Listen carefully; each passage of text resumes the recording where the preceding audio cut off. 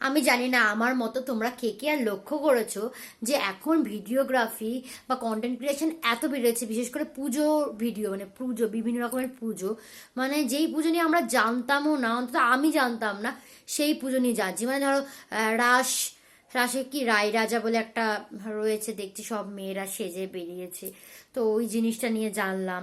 দেন তোমার আগে জগদ্ধাত্রী পুজো জানতাম চন্দননগরে হয়, সব জায়গাতেই হয়। মানে এখন ড্রোন শট এত বেড়েছে, এত বেড়েছে, মানে একটা ভিডিওই দেখলাম কি যে মায়ের মুখ খোলা হচ্ছে, তো সেখানেই এতগুলো ড্রোন খালি উঠছে।